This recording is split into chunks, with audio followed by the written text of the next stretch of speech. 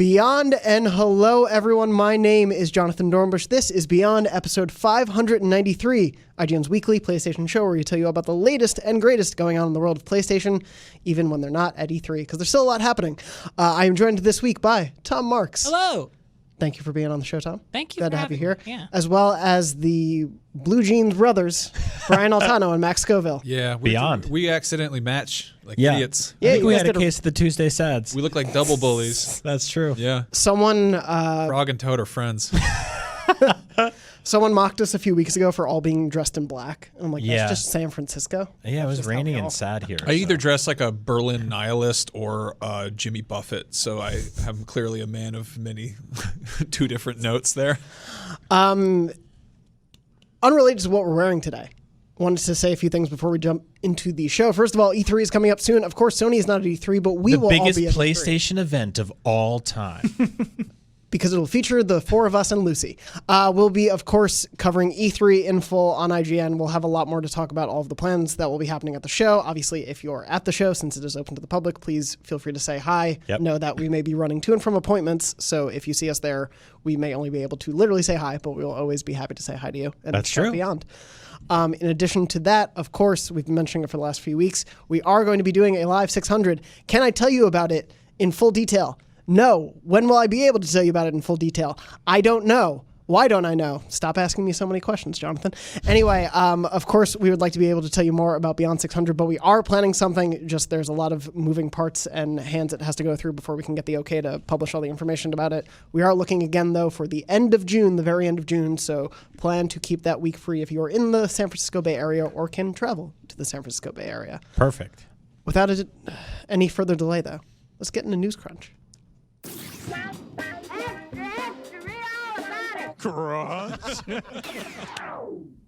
Yeah, there it is again. That's Every time. Yeah. That good old noise Because of the child and the drum. by the time the show publishes, we will not be able to really have talked about it. We're recording before this happens, but a Death Stranding trailer is happening this week. As Kojima has been teasing for quite a few weeks, there is going to be a Death Stranding trailer on May 29th, of course, the day this episode is coming out. So without wanting to spend too much time on what will happen in the trailer, Max, tell us everything you think is going to happen in the trailer in the next 2 minutes. Oh, crap in To a see what hat. happens. Man, I think it's going to emphasize the, I don't know, maybe the multiplayer side of this or like the weird time manipulation things that are going on. The chirality of it all. There's been a lot of handprint stuff. He's using the new slogan, push the rope, and the future is in your hands. And I think it's going to be like you got to carry your own. I don't know what this game is about. Nobody knows what this game is about. We've been like hypothesizing about it. I read a bunch of books and I watched a German TV show and I'm like, are there clues in here? I don't know. There's Did like you find any clues? No, not really. No? I watched the show Dark has like a lot of similar. It's like a Netflix show. It has a lot of similar sort of beats and like cinematography. And then I don't think it has anything to do with it. I think it's just a good show. I don't know. Like I read Slaughterhouse 5 because Kojima was like tweeting at the Blu-ray of Slaughterhouse 5 and he's like this. I'm like, is this a clue? Does this have it? And I was like, I have no idea. I don't know what this game is about. I'm excited for it though. It's gonna be a good time. It's good. I'm sure the trailer will give us nothing but explicit and clear answers to all of our questions. Totally. What if it does? What if they pull a rock star and they come out and they're like, Here's how Death Stranding In Death Stranding, players take on the role of Porter, played by Norman Reedus, as he transports his magic fetus across the wasteland of the future. I think the rope is an umbilical cord. I think the rope is time itself made into flesh. I think it's just a rope. I think he really likes just a rope. Yeah. Sometimes a rope is just a rope. You know what they say, though, is to use the stick to push people away and the rope to bring them closer. It's almost like they loot a narrative. I don't know what the game is about. And I'm sure we will tomorrow/today as you're listening to this. Knowing that, of course, past trailers have given us Guillermo del Toro and Mads Mikkelsen, among many other famous people, of course, Norman Reedus. Do you think we'll see another celebrity cameo of one of Kojima's friends? Who do you think it will be? Jim Brewer. Hit 90s TV sitcom star Jim Brewer will return from his coveted pot comedy tour across some of your favorite community colleges over the last 7 years to star in Death Stranding. And the rope is a fat doobie. Hell yeah. Yeah, I don't know. We're coming in hot off a 3-day weekend, y'all. I don't know. Yeah. This is what we should expect. I don't think he's gonna. I think we've seen the full cast at this Yeah. point. I think we're gonna see. I think it'd be very likely to see a cutscene that actually sort of helps set the stage a bit more because everything's been very much like tone piece, sort of like just weird out there art house stuff. I feel like this is going to do that thing where it like cuts between different characters giving exposition. I think it that still won't make sense. I think the story will be utter nonsense, but it'll be really fun. I think that like Metal Gear was utter nonsense, but it also got to be utter nonsense over the course of like 9 games, where people were sort of piecing together this entire universe and alternate timelines and all these different characters. And this is him basically, weird that he's saying rope, but untethered from like this studio climate of Konami and a history of a franchise that has expectations and a legacy. It's him going in and making something brand new and totally different. And so I think he's going to go totally off the rails and it'll be insane. The other thing I was thinking about, though, is that I think that no matter what, this game is going to have awesome gameplay. And I base that on Metal Gear Solid 5, which I think had some of the best gameplay of any game of the last decade, probably. I'm really into open world games. I'm not the biggest Metal Gear guy at all. I get so lost in that whole narrative, as most people do. But Metal Gear Solid 5 was phenomenal and incredibly fun to play, and didn't really have an ending, and it was sort of meandering. But the moment-to-moment gameplay in that game was so much fun, and I'm hoping he can replicate that here to the point where the story can sort of just play as background noise. Whether you're into it and there's lore and you care, then you can keep digging. But if it's just sort of this nonsense on the periphery while you, I don't know, Fulton things with an umbilical baby, then let's do it. Yeah. Final question, do you think we'll get a release date with it? Nope. I don't know, maybe. Tom? No. I think No. it comes out tomorrow with the trailer. What? Probably man. not. But if we did get a PT style thing, I think we've talked about that on the show before, I wouldn't be shocked. Yeah, that'd be pretty cool. It would also kind of suck because we're in like nose down E3 crazy. Yeah. But it's not for us, it's for people who are at home playing games. We got to remember that. Isn't it weird how Kojima made PT, which is a game about repeatedly going through the same hallway, and then spent the last 5 years photographing all of his friends in the same hallway outside of his studio? Just throwing that out there. Yeah. Life imitates art. I'd love if the PT for Death Stranding took place in that hallway. That's you keep walking by that, so good. by that statue. Yes. And see what happens. And every time you're there, you're like, wow, they might be giants is here. Conan O'Brien, also giants. 21 Whoopi Goldberg. pilots. Suicide Squad's Jared Leto. If Whoopi Goldberg is in this goddamn game, Oh my that'd god. be amazing. Yeah. And I not would crazy. like that. I'm joined right now, unexpectedly, by Max Scoville. Max, before we continue, can you close the door fully so that no one's yelling in the background? Thank you, Max. That sounded like an AIM sound effect. I like that. Hold on, wait. I want to see if it does this. Your crush just signed on noise. Oh. No, not really. No, that's not what my The crush door sounded is like. too well oiled. We are back, of course, not to just talk about our AIM crushes, but also to talk about the fact that the Death Stranding trailer finally came out. We have a release date for it. It was a 9-minute long trailer, debuted a bunch of new stars in it, showed a lot more gameplay, showed so much more. Of course, if you're listening to this is coming right after we recorded before the trailer debuted. So everything we said about the trailer, This show what is it might be. show is cursed, man. I Like we love are it. we are always like, sorry we're late, but also we're early. Yeah. Yeah, at least now we don't have to worry about booking studio time and can just hop in this room and talk. That is pretty nice. That is the benefit of it. But yeah. So that was kind of exactly what I was expecting. Yeah. I mean, Kojima definitely, he always likes to edit his own trailers. I feel like, I don't think he's a very good editor when your trailer is 9 minutes and you still don't know what the game is about. So, I mean, you measure twice, cut once. Brevity is the soul of wit and all that. But yeah, so it was nice to see some gameplay with HUD elements, little bits of UI. We got to see that was kind of the part the of radial menu in there. yeah. This radial menu, and it's like this sort of brief kind of just passing mention that like, there's a game about connecting things, about bridging gaps and connecting and whatever. And then this wonderful shot of sort of Porter taking out his his little giant extending ladder like he bought off an infomercial and using it to go up the side of a mountain and then using rope to go down the side of a different mountain. And that looks really interesting to me. I don't know if it looks like fun, but it's the kind of, it feels like a more complex approach to this sort of Zelda traversal. Yeah, so I wanted to ask about what you thought of the environment and everything, because I think one of the more common criticisms I've seen, we'll talk a little bit about like some fan reactions we have from the Beyond group and Twitter. One of the things I saw most common, and I felt it a little bit, was like, man, these spaces look really empty, save for when it got into sort of the like more modern warfare-ish realm, not Call of Duty, but like actual Like literal yeah. modern warfare. A World War I tank, so not that modern. But a lot of the like hill countryside we saw was a bit barren. Do you think, like, are we going to be exploring a lot of land? Do you think this is going to be a little more linear than we're thinking? Like, what do you think? We know this is an open world game. Yeah. I'm just curious. Wide linear. I think this is going to be similar to Phantom Pain in the sense that there are sort of I don't want this to sound terrible. I think that there is a sort of, Kojima could prove me wrong here. I feel like there is a propensity in Japanese game design to not make a fully wide open world. I think there's sort of a compartmentalization that's more common. And you see this like in literally with Tokyo neighborhoods, like things just kind of go in different. Like Jared Petty always compared Japan to like a bento box, and things have their place, which is completely flies in the face of what sandbox game design is. So I mean, the idea of there being sort of different little nodes and hubs that all have their sort of separate purpose, but maybe not necessarily having the same kind of like cohesive ecosystem we'd see from something like like a Skyrim or a Red Dead. Yeah, I mean, even something like, obviously there were different biomes they talked about, but like Days Gone has a bit more of a general like overall sense of a similar environment, or you'll get things like Horizon where obviously it's a cohesive world, but there's the ice level and then the desert level. Yeah. Like there's changes there. It feels like these, based on the trailer, there are very distinct pockets, and they may be removed from time, I would assume, to it's gonna and I mean I don't think you're gonna go around the corner and suddenly walk into World War I, but I could be wrong.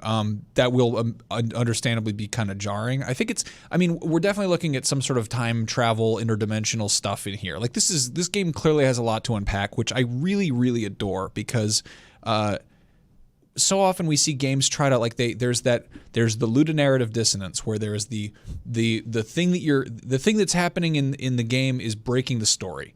And in the case of Kojima, this looks so completely like ethereal and weird and out there and just borderline nonsensical, in that I think it's going to allow for some strange gameplay. Yeah. I mean, if your explanation for like, well, we got to have a cool enemy to fight, it's like, well, they're undead time travelers. You're like, what? Huh? You know? And you can maybe see the ghosts if you echolocate them. Right. Maybe. Yeah. I love how the more we find out about this game, the less we really understand about this game. And that's, I mean, that's exciting, because so often, like, I don't know, so often we know what, like, everything's sort of a known quantity. Yeah, absolutely. Everything's very samey. I think one thing that's an interesting question mark for me is Kojima has talked about this a lot before we've really seen much of the game, as well as a bit on Twitter today when he's been talking about the trailer, in that this is meant to be a shared like experience we're going to have together, and the intention of the game and its thematic points involve connecting with people and the importance of those connections, and that's going to tie into the gameplay. I wonder if what we're seeing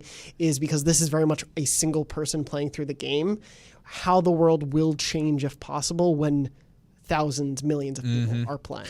I mean, the whole way they revealed it on Twitch, I don't know if this was legit, but I saw people on Reddit first thing this morning talking about how there were it was sort of like a black screen, and then the more people that were watching in the chat, these handprints would show up and sort of start to reveal something.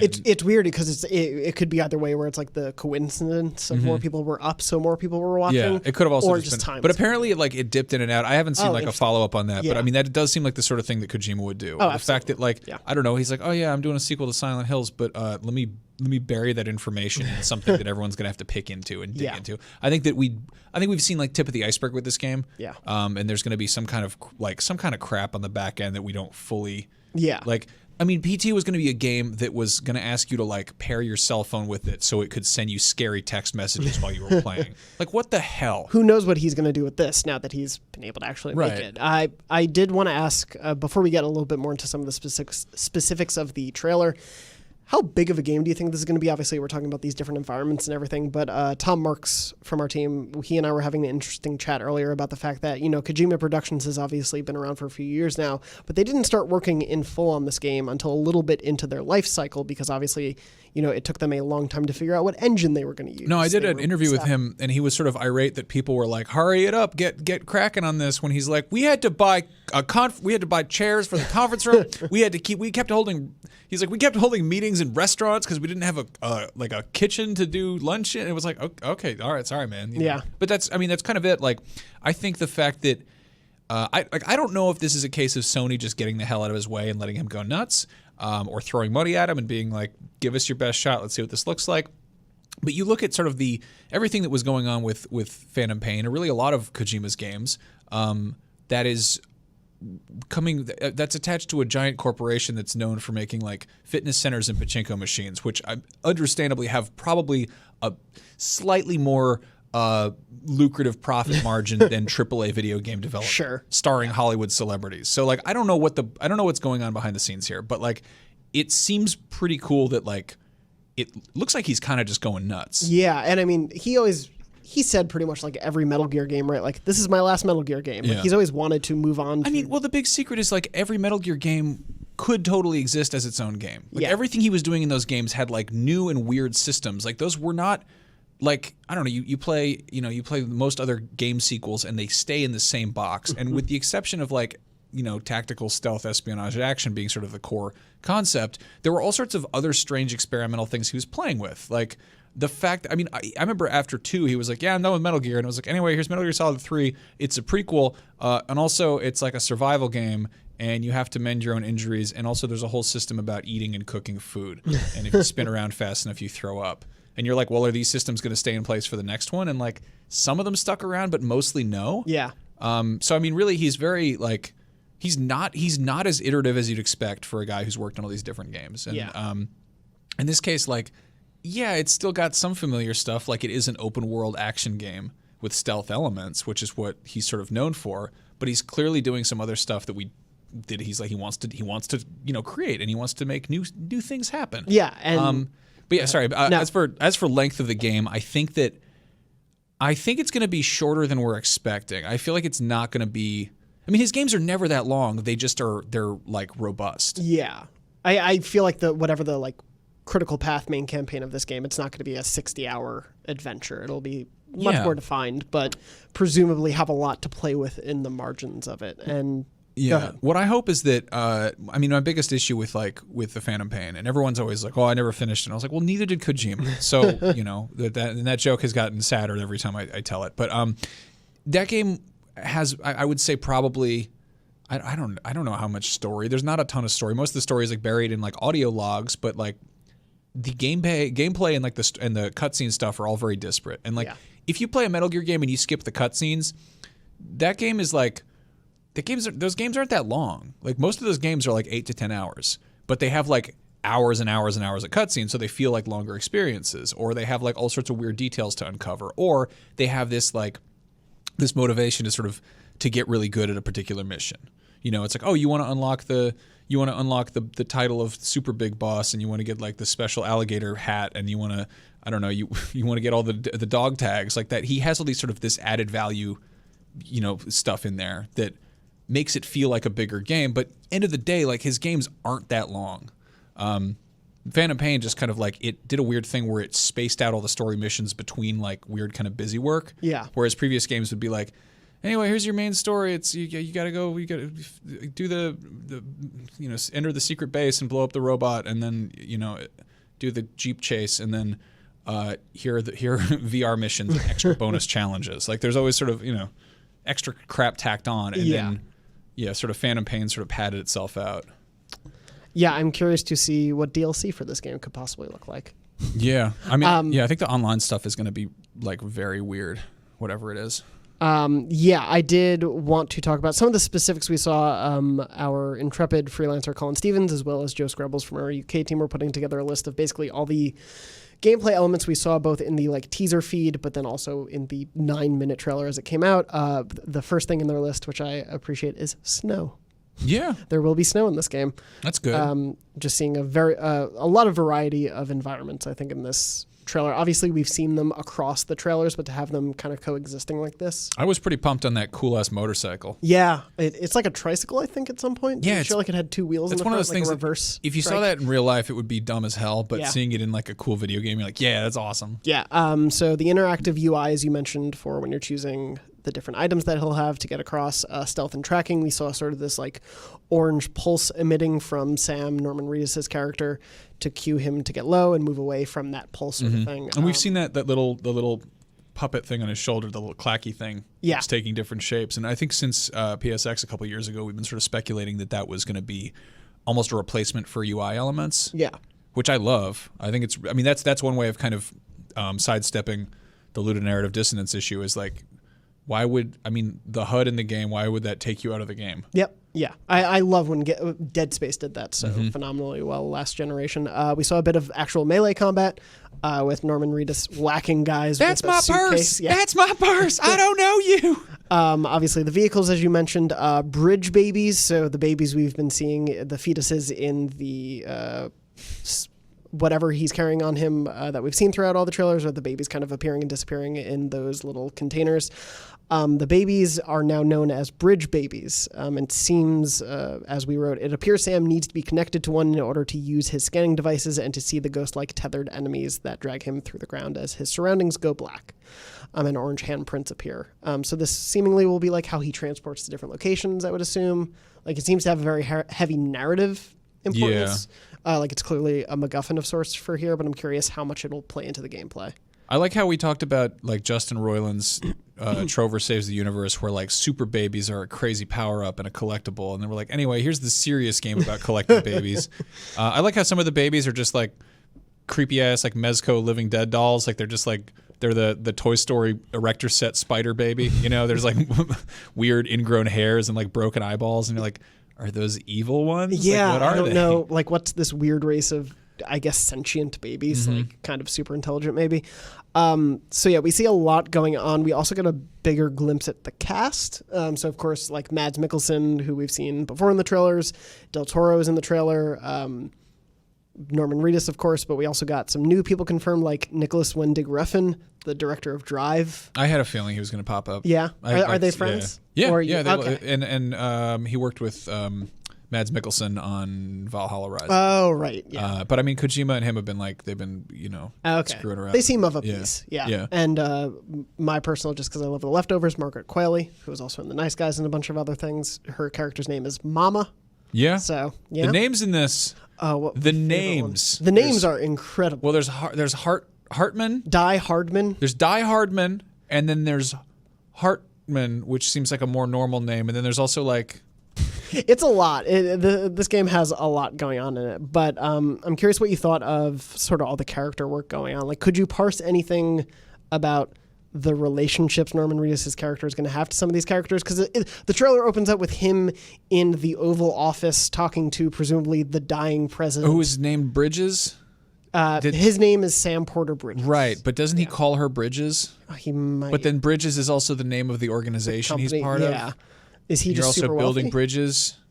Is he like the president's son, and he has to go and do? I don't know. I don't know what this. I said, I don't know what the hell the game's about. It's weird. Yeah.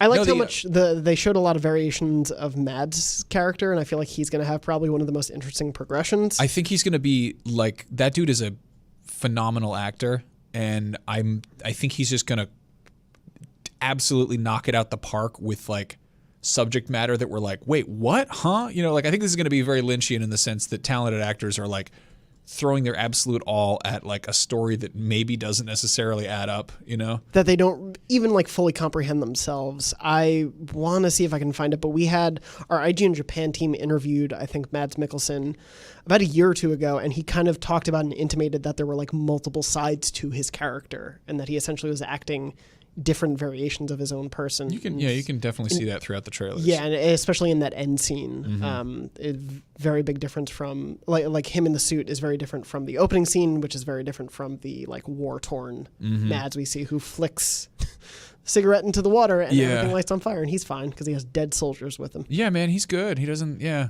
Yeah. I wanted to call out. There's this incredible thread on Twitter I saw by @XCK3D, a 3D character artist at Insomniac Games, did a super nerdy art thread critiquing the Death Stranding trailer's artwork, and goes kind of like frame by frame, scene by scene, and like heavily breaks down. A lot of it is sort of like technical speak. So if you're not up on obviously some visual game design language, you may not get all of it, and some of it went over my head, but just basically going into the crazy detail that would go into every single shot. Like there's the decaying crow, and he's like, the way every little piece of that had to be individually animated, that must have been like a team of people working on that for months. Like that is their baby, that is their thing they got right, and that is that scene. Like he was just pointing to all these little things that must have taken particular people so long to put together, and just like the artistry of everything just in this trailer. That's going to be bonkers. If this is a game that has like decomposition. So one of my favorite things in video games, period, ever, is the ice cube bucket in Metal Gear Solid 2, which is one of the most. It is completely unnecessary. You were on a boat. You were messing around. You're not even on the boat to like go to the bar. You're on the boat to find Metal Gear. But you're on the boat and there is a bar and there's an ice cube bucket in there and you can go up to the ice cube bucket and you can karate chop it or you can shoot it with guns and it'll flip over realistically in real time. It'll knock the ice cubes out.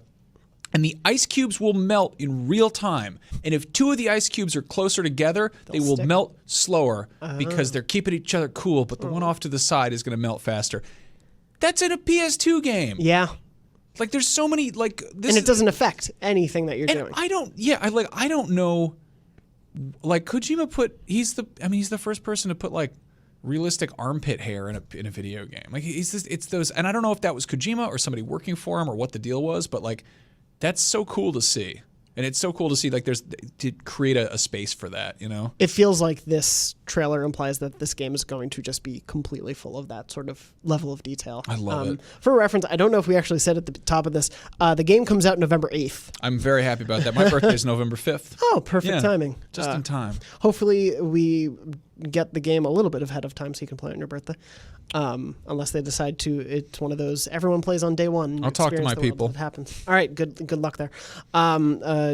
Did want to mention there will be deluxe digital editions, collector's editions. You get like gold variations of a suit and everything. The amount of cosmetic stuff makes me think that I guess a lot of games have that garbage. That's a pretty standard issue. But like, I don't know. I feel like maybe the silliness of it might tie into some kind of online component. Yeah, like the way you customize your Sam to make it different from other Sams. Yeah. I will say one really funny thing is God of War had pre-order DLC for Kratos' shield, and there is no other way in the game to unlock customizable shields, at least not at launch. Maybe it has changed since then and I missed that, but basically you couldn't. It opened up a new aspect of the menu that only if you had the code for these shields would open it up. That's baffling. So it was like a cosmetic thing. Yeah. But also, I love that if God of War has stuff like that, clearly that there's plenty of games that don't have an online component that have that. There will be plenty of room regardless. I just love how dumb that is. You're like, here's this like gritty, like this Yoji Shinkawa designed like earthly spaceman and his creepy baby.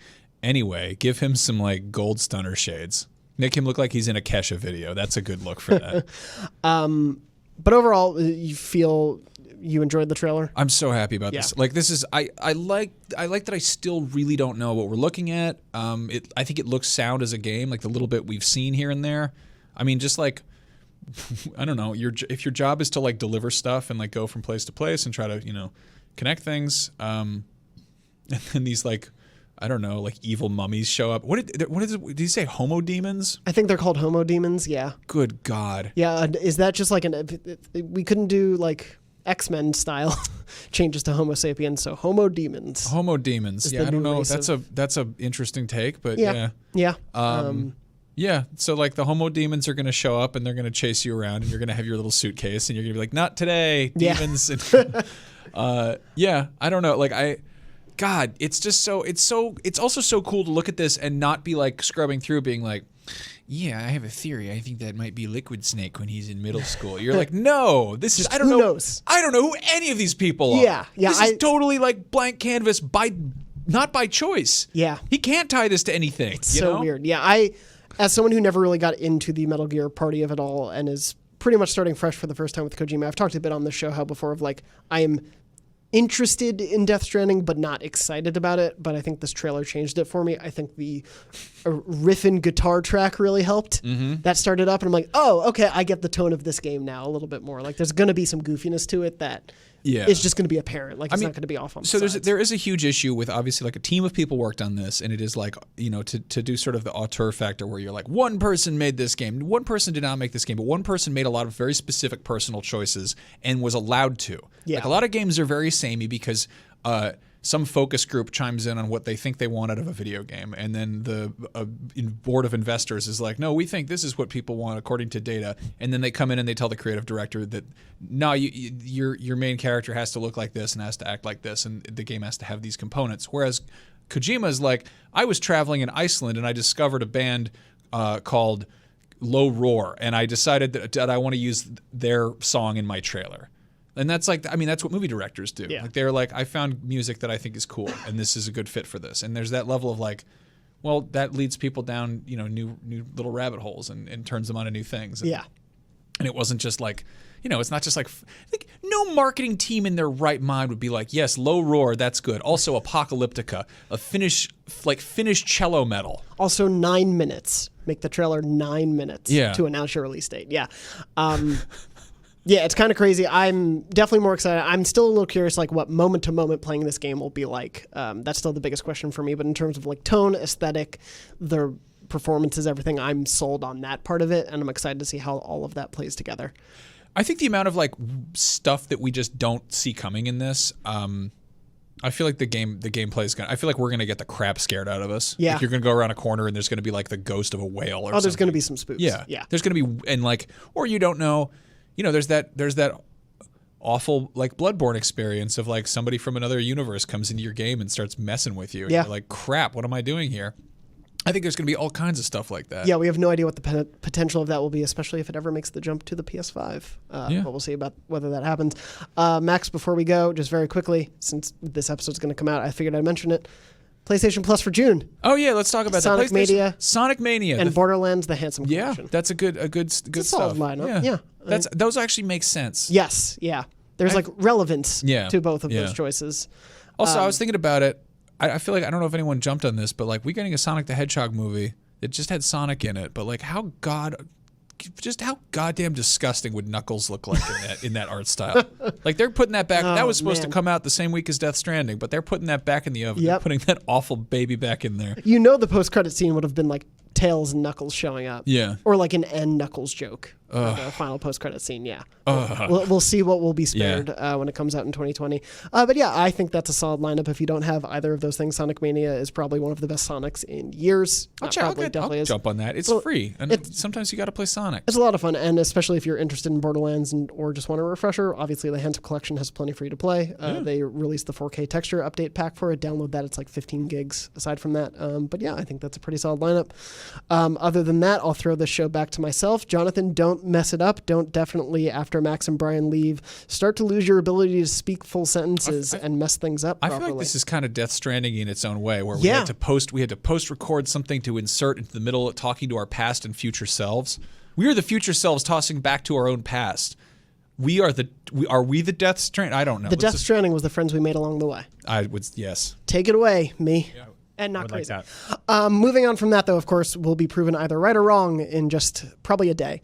Moving on from that, though, I wanted to point out this weekend, before we were recording the 3-day weekend that we had here in the States, Infamous celebrated its 10th anniversary. Hi, Andrew Goldfarb. Happy birthday. Congratulations to Infamous. I'm going to move right past it.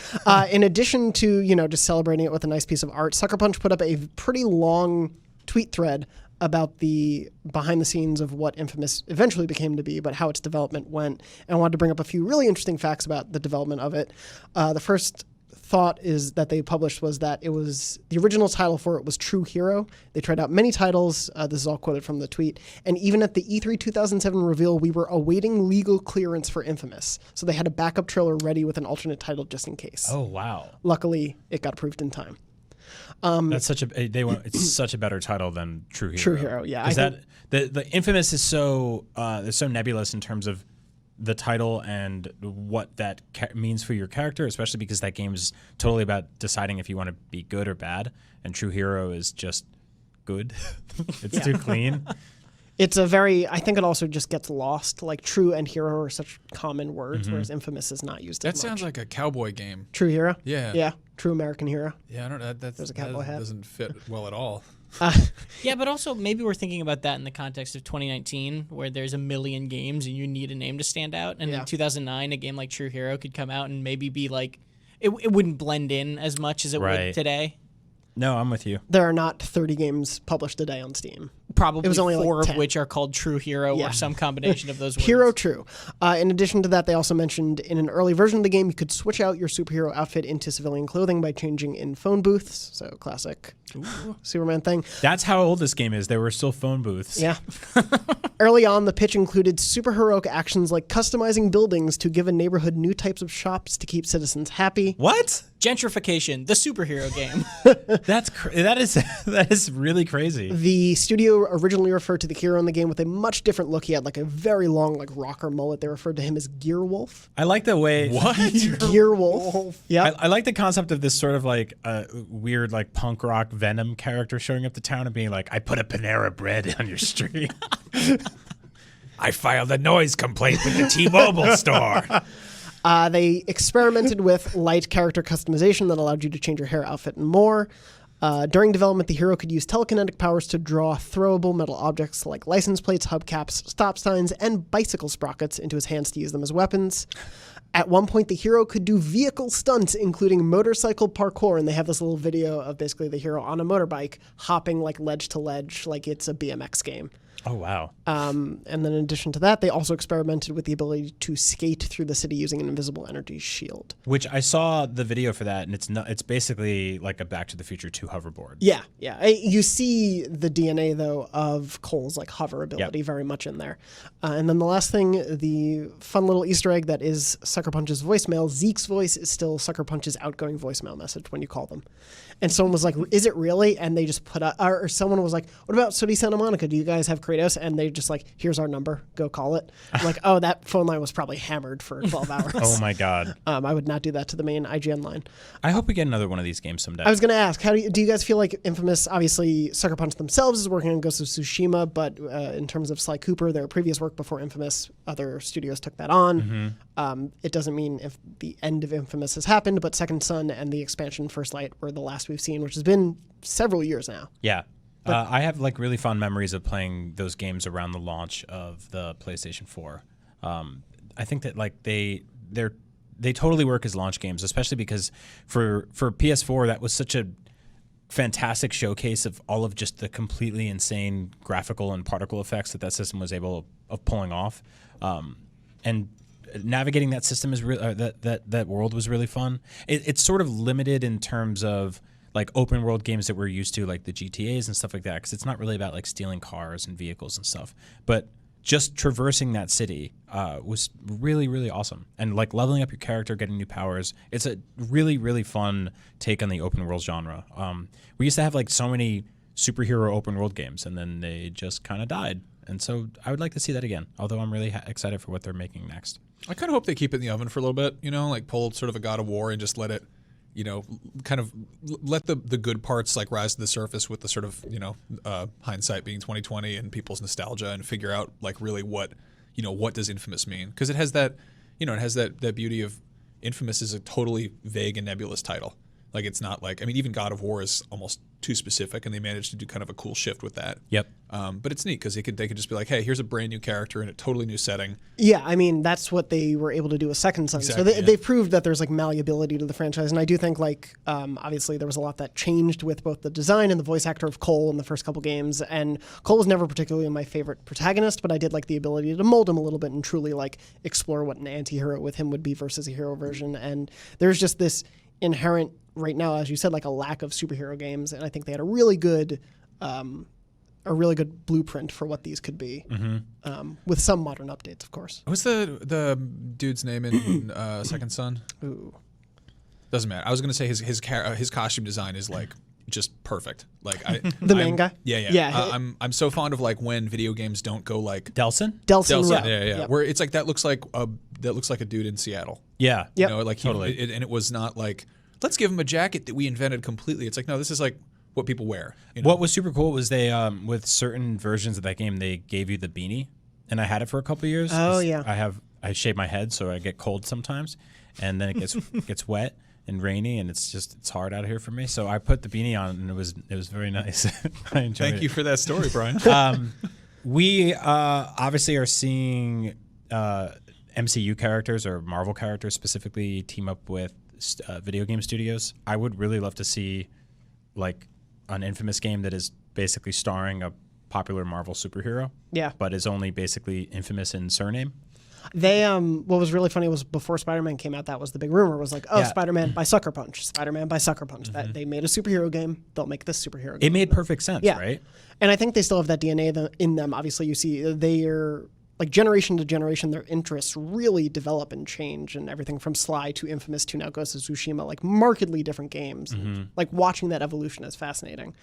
I did also want to briefly mention, though, before we move on, Infamous 2 had one of the best collector's edition tie-ins. It had Cole's messenger bag Yeah. for the collector's edition. I always wanted it, and it was always sold out, so I never got one. But I was like, oh, this is the coolest thing. I went to like a PAX the year after and saw people wearing it. And it was like very small. I was like, oh, probably not that usable, but it looks really cool. Yep.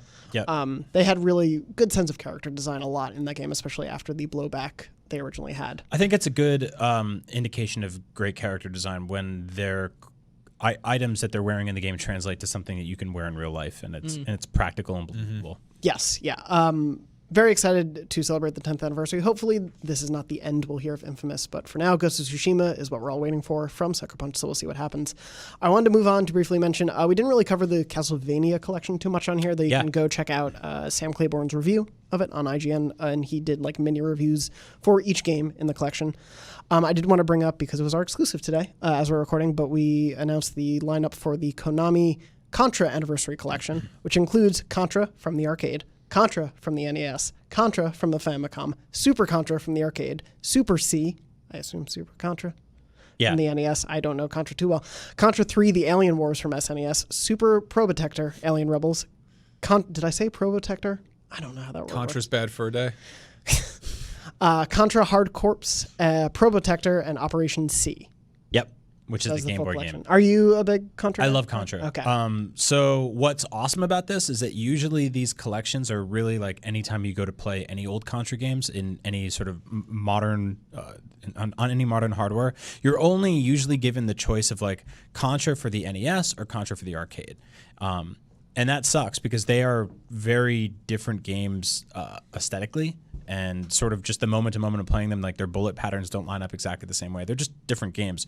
And a lot of people who grew up with the arcade one swear that's the better version. I think most people agree that the NES one is like the classic, iconic one. And they're both here, which is really cool. For the first time, you get to just have them all at the same time. And they threw in some Game Boy ones as well. And I've been playing the Castlevania collection, and it's like awesome what just sort of like seeing that formula and that world span across so many different platforms and hardwares, and how that translates to Game Boy and Super NES and NES and everything like that. So having them all on PlayStation is like really, really cool, because how else were you going to get a Game Boy game on your PS4?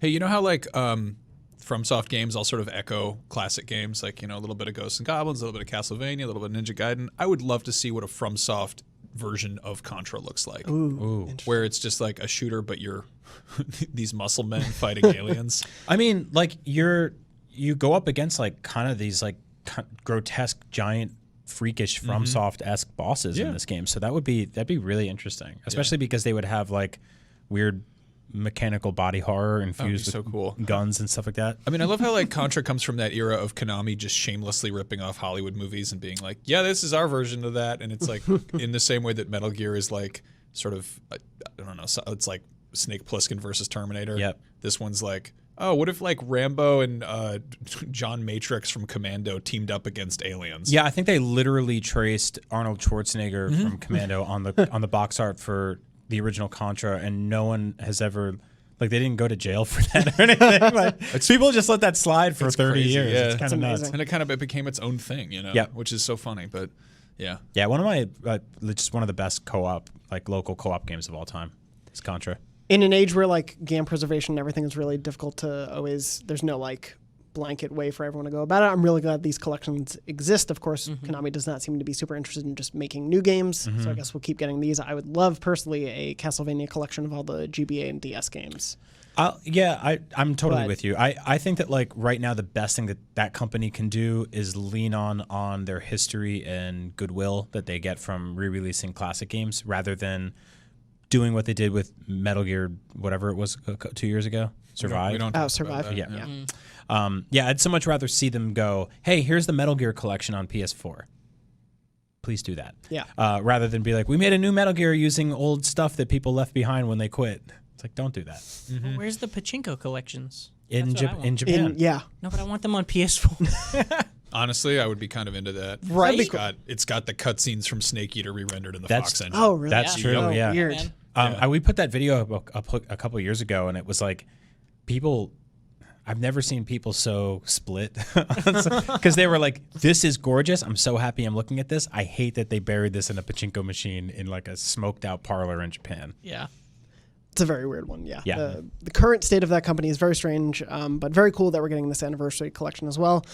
Moving just completely off topic from that, I wanted to bring up at the very least the World Health Organization, Who? the WHO, as I kept referring to them in a meeting, which did not go over well. A lot of Pinball Wizard jokes were made. That's what the Baja Boys song is about. The World Health Organization, yeah, they let the dogs loose in there. It's been bad ever since. It's a terrible joke. Yeah, that was Not the great point. for World Health either. No. Letting the dogs. Moving on from the Baja Men, they have classified something known as gaming disorder. And I want to talk about it just because it's a little complex, and I don't think we can get to like the far-reaching implications of it right now because I was reading a few interesting articles about it, and essentially even the people who are for this classification can't all agree necessarily on what gaming disorder means. But according to the World Health Organization, under the headline, "What is gaming disorder?" Gaming disorder is defined in their latest revision of their list of diseases, the International Classification of Diseases, as a pattern of gaming behavior, digital gaming, or video gaming characterized by impaired control over gaming, increasing priority given to gaming over other activities to the extent that gaming takes precedence over other interests and daily activities, and continuation or escalation of gaming despite the occurrences of negative consequences. For it to be diagnosed, the behavior pattern must be of sufficient severity to result in significant impairment in personal, family, social, educational, occupational, or other important areas of functioning, and would normally have been evident for at least 12 months. First of all, I wanted to hear what you all think about there being something classified as gaming disorder, because I think the name inherently, and especially if you see a headline about it, is like, oh, they think we play games too much and they're telling us all to stop. Yeah, it's very easy for people to run away with this stuff. But the key thing that I feel like is commonly misunderstood about like a diagnosis or a classification like this is it's effectively just it is guidelines because when you're dealing with medicine as a business, basically you need to have like classifications to put on the paperwork. Like it's all about the paper trail. A diagnosis is like a justification for treatment. So in this case, it's like they're effectively saying, yes, gaming addiction is a thing. And this sounds like they did like a find and replace of like, gambling addiction or alcoholism or, compulsive anything, and then just kind of swapped it in with gaming. And it's not saying that like everyone's gaming too much. It's saying that like, yes, those are those dudes you read about in like Korean net cafes who pass out after 36 hours straight of StarCraft. Well, yeah, and this is a very nebulous concept, and it's one that's tough to quantify. And Max is right that it's basically not necessarily saying this is all inherently terrible, negative, awful stuff, but they are coming up with a word for something that didn't exist 40 years ago, 30 years ago, 20 years ago to some extent that they're figuring out. I think it's sort of telling that a lot of people's gut reaction to this was to be immediately defensive, because that's what happens when you confront addicts about things. But I will say that it's very tough to talk about this because gaming addiction doesn't really mean anything in the same way if you said someone was addicted to exercise. Like you could be brisk walking, you could be a power lifter, you could be running marathons every single day. The way we play video games sort of interact with our brains differently. The way I play Tetris is different than the way I play Resident Evil 4. The way I play Animal Crossing, or something very laid back that I play for hours on end and relaxing, is not really the same way I would play something where I'm dying repeatedly on the same boss over and over, and my wife is standing by the door tapping her foot being like, can we go? Can we leave? And I'm like, one more game. Like those are very, very different things. And so I think it's like a little unfair to just push it all under one umbrella and just call it gaming addiction. But that's probably a good place to start, so you can get people into the conversation to go, oh, there's a difference between like being addicted to an MMO and having to be online. Like, I mean, there are kids who like refuse to detach from Fortnite because there are like events that are happening, right? And you've all played online games where it's like, oh, you have to do it this day. Mm-hmm. It's appointment based. Like, is that an addiction, or is that just like, is that any different than like watching TV as it airs. Like I don't know. So I think it's like it's sort of, I don't want to discredit this whole thing, but I do think it's kind of unfair to just call it all one thing. Although I do understand that that's a starting point for a bigger conversation. Well, if I may, the defensive part of it too is a really interesting point to bring up, because I think it's fair. It's so easy to be skeptical of stuff like this because a lot of world and government organizations have proven many, many times that they don't really know what gaming is, and they don't really know how to treat it, and not even just games, but like technology at large. They don't have a full grasp of how to regulate a lot of this stuff yet. And so when something like this comes out, it's very easy to just be like, they're full of it. They don't really know what's going on. They don't really get it. They don't really all that stuff. And I think that's where a lot of the defensiveness comes from. And frankly, I don't know enough about the decision making behind this to know if this is them making really informed decisions or making continued sort of like the history of more ignorant decisions around games. And time will sort of tell. I agree, though, that I think this is not necessarily a bad thing, right? Like this is, as Max said, they need to classify stuff, and they need that to do other things. And so any sort of progress on that is not necessarily terrible. I just hope it comes from the right sort of informed place rather than a reactionary place that gaming regulation is often comes from. You're right, because I mean, a lot of times it's like a guy in Congress who looks like Colonel Sanders being like, "Oh, whatever happened to your Q*berts and your Pac-Mans?" Right. It's been a long time since then, and we don't know, or at least I don't know if this is one of those cases or if this is actually something changing in that regard. I will say that like I love video games. I've dedicated my life to them, basically. But there is something inherently sort of sedentary about it. You are not outside. You are not really moving around aside from like some specific games. And so I think there is a danger to doing anything like that for any length of time. But on the same page, and this is sort of whataboutism, but like, is there a similar study about Netflix checking in every 6 hours to be like, are you still alive? Are you still watching? Like we use the word binge affectionately when we describe television at this point. Like, and that's, like I think that like we all went to go see a movie a couple weeks ago that like was the culmination of a 22 movie long arc. And Booksmart really proved to be a great exactly. film. And I think like I was surprised that they killed Thanos at the end of Booksmart, but that he had it coming.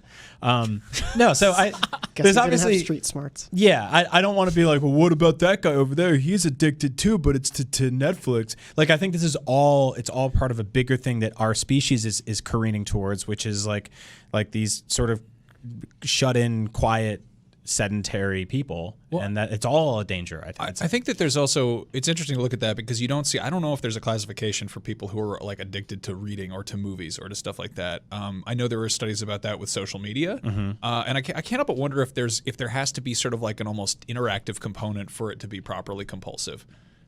Because I know tons of people, like I know there's a name for specifically for book hoarders, and I don't know if those people read all those books. I have a whole bunch of books I haven't read, and I'm like, I have too many books, but I can't get rid of them. They're full of knowledge. Well, yeah, there's that. I forget, you're totally right. There's like a Japanese word for it that I'm forgetting, but it's like where buying the book is like the act, but reading it is like secondary, and it's more about like collecting and hoarding. Yeah, but there's also, I mean, with games, you see there is a loop Sundoku? there. There's a. Oh yeah. I think that's it. Huh. Yes. That's exactly it. Thank you. Yeah. I don't know. I mean, you see people do things compulsively. I think that there is. It's harder to fall asleep while playing a game than it is while watching a movie or reading a book or like listening to the radio or watching Netflix. And there's something odd about that. In the same way that like there's that weird little loop you get stuck in where you're checking Facebook and tabbing over and checking Twitter and then back to Facebook and you're like, what am I doing? Why am I on these things? 2 hours later. Yeah. Why did I just do that? And we all do that and none of us know why. Yeah. And that sucks. That's a thing we started doing 10 years ago and we all do it. Yeah. Like where you close Instagram and open it again. Mm-hmm. And I've been playing Rage, and I feel like sandbox games are like especially egregious about that, where it's like, here's the checklist.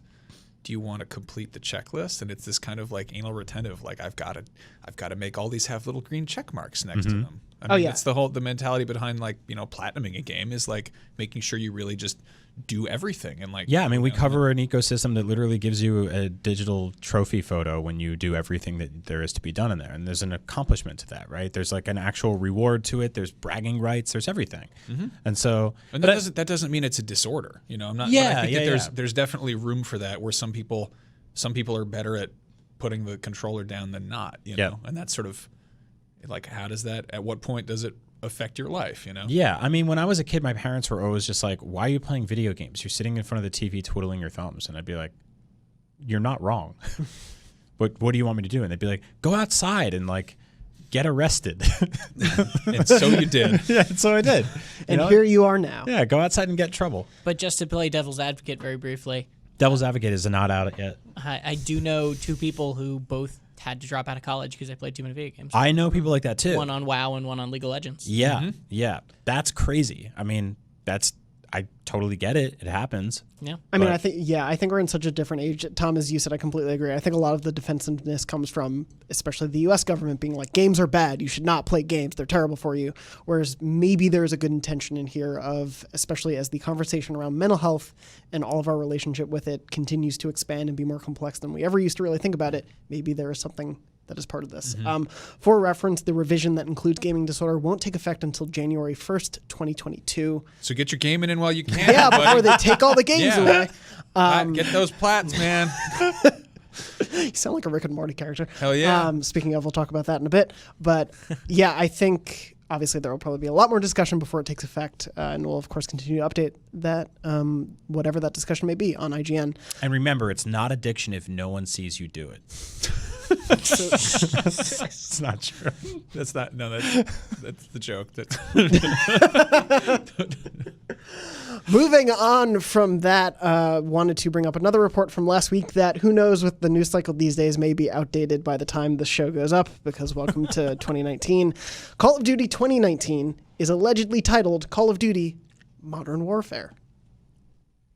Technically not a title that has been in the franchise before, because previously Call of Duty 4 was called Call of Duty 4 Modern Warfare. This comes from both YouTuber Long Sensation, great name, as well as Kotaku's Jason Schreier, who confirmed that he has also heard this. Activision has not publicly commented about this. We don't know when or where the next Call of Duty will be revealed. Of course, E3 is right around the corner, so that feels like a pretty good candidate. Yep. Schreier also referred to the game as a soft reboot, which, of course, with the title Modern Warfare would make sense, given that the first Modern Warfare is such a prolific part of, I'd say, not just the Call of Duty, but the entire first-person shooter genre, and a lot of modern gaming and storytelling in it.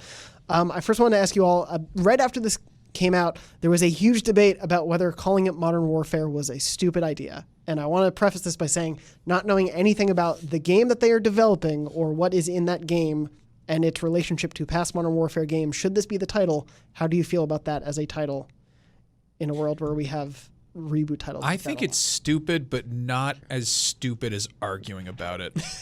I watched a movie this weekend that was called Halloween. It came out this year, and it is the sequel to another movie called Halloween. It came out a long time ago. Max, you and I went to go see a movie called The Predator, which is different than Predators and Predator.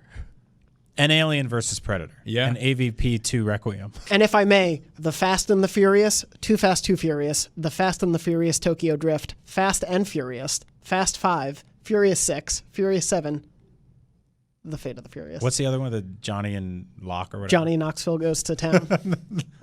It's Fast and Furious presents Hobbs and Shaw. See? Featuring Pitbull. Modern Warfare is it is their most recognizable, iconic title associated with Call of Duty, period. There's a reason this isn't about Advanced Warfare or one of the other ones that you already forgot the name of because they're generic. Modern Warfare is the one that has stuck in people's heads for a decade now. And so it's smart. Do I care? No. Not at all. I won't touch this game. But I'm just sad they didn't do Modern Warfare. Yeah. That was my holdout, but I War 4. I agree War, with Max. what is it good for?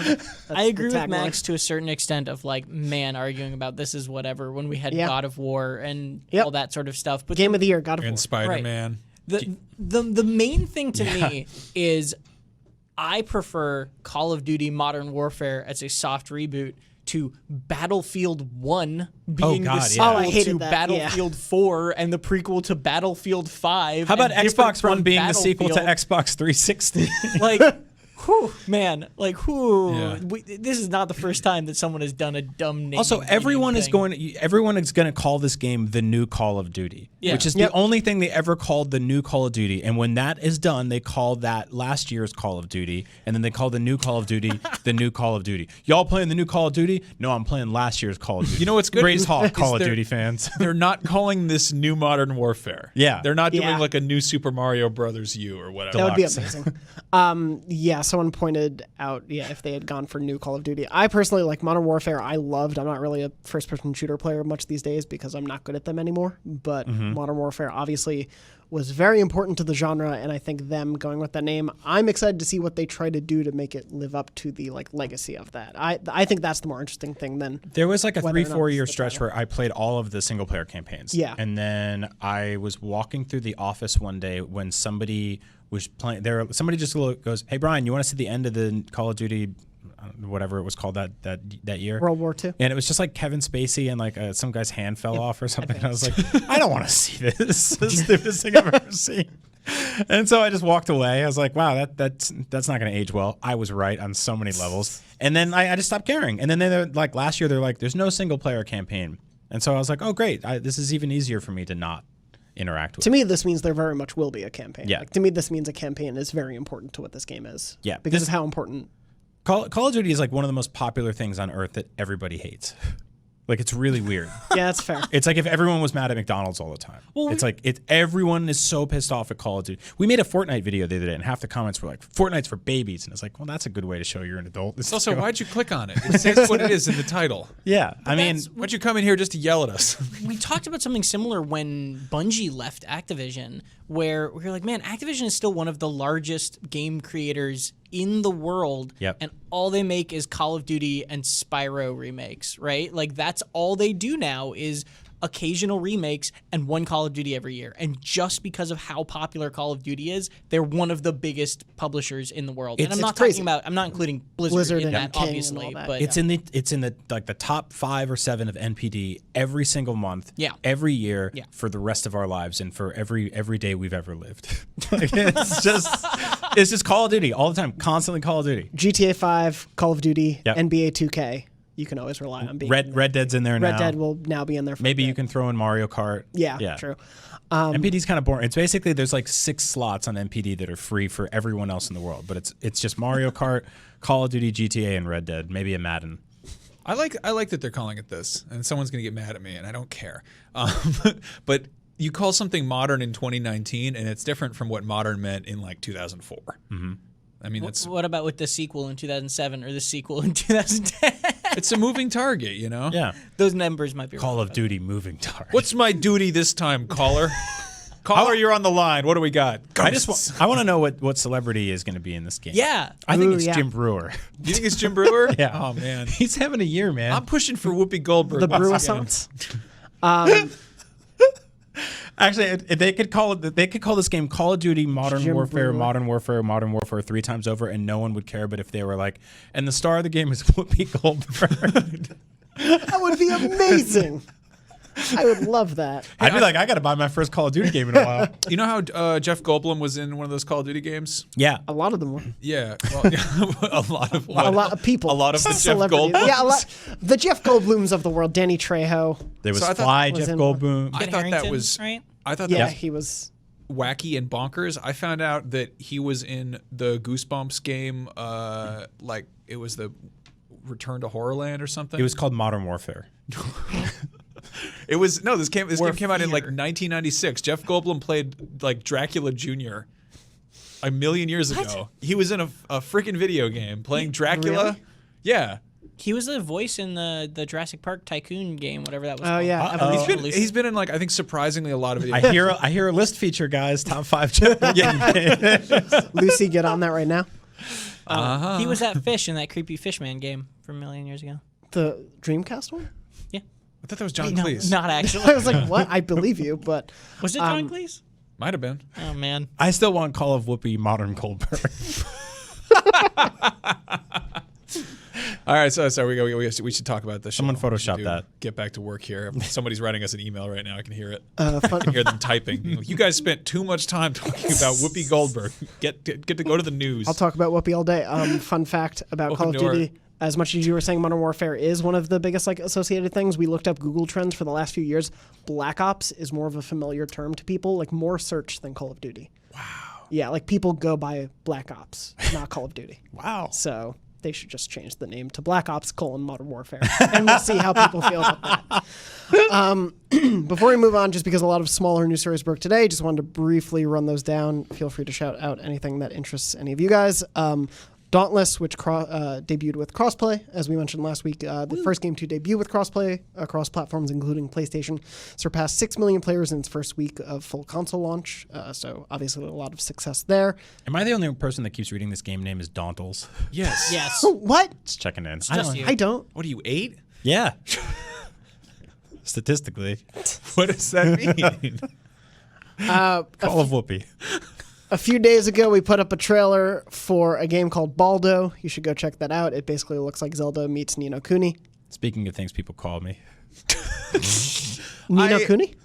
Baldo. No, I don't. I cannot think of the last time the title of a game sounded so much worse than it looks. It looks so good, and it sounds like the dumbest name. No, it's like making like a beautiful JRPG rhythm game and calling it dipshit. An epic 80-hour RPG starring the boy dipshit. When you say Baldo, I either think of Where's Waldo, that weird hipster pervert who just goes to nude beaches and medieval sieges. Technically, we never see Waldo without his hat, so he could be a Baldo. He could be. I know you see his hair coming down. I guess that could be like those Guy Fieri visors, though, and it's just hair attached to the beanie. Yeah, a little sticker that he puts on the side. Or of I his think head. of that whimsical wolf film from the '90s, Balto. Yeah. Oh yeah, that's right, the bald dog. Maybe it's Baldo. Maybe we're just or Baldo. Baldo. Well, now I'm thinking of Balky from All right. Perfect Strangers. I've taken us down And a bad Sea path. of Solitude, that really pretty looking EA original, comes out July 5th for consoles and PC. Woo. So very excited about that. Bless you, Jonathon Dornbush, for reining us in today. Anytime, more than happy to. If you're watching the video, you can see me drink the coffee and then watch the effects kick in. I'm normally known as the loose cannon on the show, so I'm happy to play the straight cop to you. Anyway, moving on from News Crunch, which I'm just playing the theme again. Is it playing? There we go. The computer was muted, sorry. Moving on from that, I wanted to have a bit of an extended more topic on what we're playing, because this week includes a few really awesome PSVR games coming out. Also, Five Nights at Freddy's VR, which we have not played here, beyond a preview event. So can't really speak to that, but that also comes out this week. But first, I want to start with Trover Saves the Universe. Yes. Tom, you reviewed Trover Saves the Universe. I did. What did you give it? I gave it an 8.7. So disappointing. Yeah, just real bad. Yeah. One of our worst scores yet. Out of 100. 8.7 out of 100, yes. So Trover Saves the Universe from Squanch Games, which is run by Justin Roiland, the co-creator of Rick and Morty. Which, real quick, Yes. I think used to be called Squanch Tendo, Yeah. and then It they was, changed yeah. the name? There's probably some legal shenanigans going on there, I would assume. Weird. Stand your ground, But yeah, Squanch. I liked Squanch Tendo as a name. Anyway, now Squanch Games, they made Trover Saves the Universe, where you play as a Cheropian, Yes, an alien race of people who sit in their chairs all day, yes. and you end up controlling Trover. I don't remember what type of alien Trover is called. He's an eye-hole monster. Eye-hole monster, Is that thank you what very it's much. called? He doesn't have, he doesn't have eyes. So But you can put super babies in his eye sockets. yes. And you control him via a super baby in your in-game controller. So Trover can be played either in VR or out of VR completely. Yeah. Tom, what did you think of the game? Give us a little overview. I really liked it. It's funny. I woke up this morning. I was looking at some of the other reviews, and they actually range a little bit in score, which is fine because reviews are opinions, and everyone has a different one, and that's all okay. I think part of that is I love Rick and Morty. I really, really love that show, and if you've seen that show, you'll kind of know what to expect humor-wise from this game, especially if you've seen I believe they're called the interdimensional cable episodes, which are basically just these weird improvised TV shows and commercials that are on an interdimensional cable box. That's kind of the vibe of this whole game, is just this loosey-goosey, feels like basically they wrote down notes about what the script was going to be and then just riffed. And just on it. improvised? Yeah. That's great. And a lot of that shows where you can leave conversations way earlier than they will stop talking a lot of the time. Like there's full minutes, probably hours of dialogue where you can just sit there and just listen. And it starts right off the bat where you're in your chair, and the tutorial, like what teaches you how to control the game, right? And this is the very first scene, so you're not going to get anything spoiled here, is you're in your chair in your house watching a TV show where it's like a Maury style, like couple fighting on TV, and one of them's like, why don't you ever turn your chair using the right stick? Why don't you ever do that? And the wife is like, I'm not going to turn my chair just because you want me to turn my chair with the right stick, using the right stick to turn my chair. Like, it's just that sort of thing. That's awesome. And you can just turn your right with the right stick, and then it'll go on to the next thing. But there's like a solid at least 3 minutes of just listening to them yell about the right stick being used to turn if you want to listen to it. That's so smart. And the game's pretty reactive to that stuff. Yeah. I'm about halfway through it and really enjoying it too. But yeah, there are certain scenes where you are talking to someone and you can just leave, and then they'll start talking about something else. And if you come back to them, they'll react to you coming back and like interrupt their conversation with them. You can interrupt them mid something happening, and they'll react to you acting early rather than waiting for dialogue to play out. There's a lot of responsiveness in there. It also took a couple notes, and it doesn't do this, I don't think, nearly as well as God of War, but it definitely took a couple notes from God of War's Mimir conversation stuff, where if you do something in the middle of Trover talking about something, he might be like, oh, 1 sec, and like tell you something else, and then it'll be like, okay, where was I? And pick up in the middle of something. And it doesn't do it, I think it's not nearly as smooth as what God of War does, but it is really welcome in a game that is all about dialogue to not have just these really hard breaks all the time. Mm-hmm.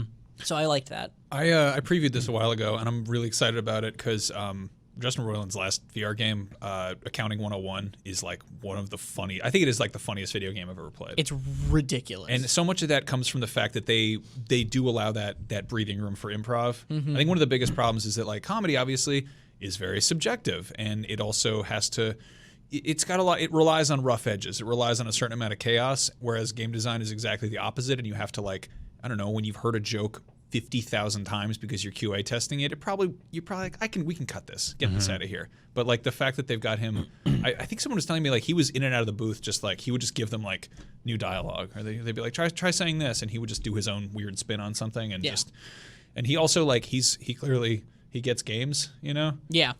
And that's the other part of this that's really important, I think, is that it's a fun game beyond all of these yucks and jokes. It's actually it's a very simple VR platformer. It's not overly complex, especially later on it gets to the point where they've given you some other abilities that sort of work in really cool ways where the combat sort of sharpens up later. It's fairly simple, but it's really solid. It's just a good little beat 'em up, right? It's not until you get to that later stuff, it's not anything to, like gush about, but it is still just fun and satisfying and amusing. And there's a lot of times where you're having these combat moments where they would otherwise be relatively simple, and the comedy that is happening around them is really, really funny and really supports the fact that like this otherwise simple but really solid game. So I like the fact that it's not one or the other. It is not just a comedy game, and it's not just a platformer. It actually does both pretty dang well. Yeah, I think the way that it uses comedy in tandem with a lot of the scenarios you run into, whether it's like at the end of a level, without spoiling what it is, but you have to choose between two options at the end of like essentially the first level of the game, and it will very much react to how you're deciding where to go and what to do. Or you can come across certain scenarios where enemies are talking and then interrupt them and they'll react to you. There's a lot of that in there, and I think it plays off it very well. Yeah. How long is it, would you say? It took me about 4 to 5 hours to beat. Okay. So, and that was shorter than I wanted, to be honest. Really? I had heard that it was going to be 8 to 9 hours just through whatever, and I got about halfway, or I finished it, and I was like, oh man, I could have gone for another 4 hours of this. Right. Which is ultimately a compliment, but it was also just a sign of what I was saying, where it takes till about 2 or 3 hours in to get your full suite of abilities, and one of those abilities is the ability to actually like grab objects as the Cheropian and throw them at enemies. And so there are enemies where you have to knock off their armor with thrown objects first, and it becomes this dance of like you have to use Trover to hit an object up into the air and then kind of catch it with your vision and throw it at another enemy so that you can weaken them so Trover can actually hurt them. And that's this really cool ballet, but there's only like a couple levels that actually use that before the game ends. I hear today, and I wish they had told us this beforehand because I think it's pretty cool, but they just announced today that they're actually going to be doing free DLC drops for the Oh, game. awesome. Sweet. So instead of this was their reasoning on their site was actually that instead of just the game getting cheaper as time goes on, what they're going to do is they're going to keep the game at full price for a longer time and just add things to it. And it's a perfect game for that because the whole navigation system is you have a teleport pod. So all they'd have to do for a DLC is, hey, we added a new world. Right. You just show up drop there. in and there's a new world, and it would not break the continuity at all. It would fit right in. It's a Rick and Morty game that doesn't say the words Rick and Morty in the title. Oh, would it say is. yeah. It is barely not a Rick and Morty game, right? Like Trover sounds like Morty, and Trover's boss sounds like Rick, and like that's or no, not Trover's boss. Sorry, the main villain Glorcon just sounds like Rick. And yeah, if they wanted to make this licensed, they could have, right? There's the VR virtual reality game, Yeah. which is the Job Simulator guys and Squanch Games Another working very together. fun one. I feel like this and accounting are like they feel more authentically Rick and Morty in terms of how genuinely weird they are than the official Rick and Morty game is. Which is That checks out. As weird as it is, you probably have to jump through a lot more hoops with Yeah. that. Whereas with this, he could do whatever he wanted, and it still feels a piece.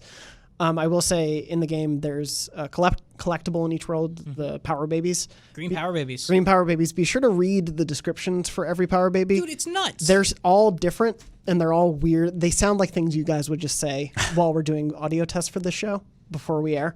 And That they makes just me sound like happy. descriptions for that. Yeah. There are, I think, at least 100 or so Green Power Babies in the game, and there's a lot to find, and every single one of them has a unique face, like weird jokey face, and a unique description, and they're just madness. And you don't have to ever open the menu that is looking at these, right? It is just one of those details where I'm really happy that this wasn't just a paper thin experience. It is actually a game. It is a full game, and I'm glad we're getting those in VR more regularly now. Yes, and speaking of that, another game came out this week, Blood and Truth. As of this show airing, there's probably not a review up on IGN yet. I'm sorry, Tom.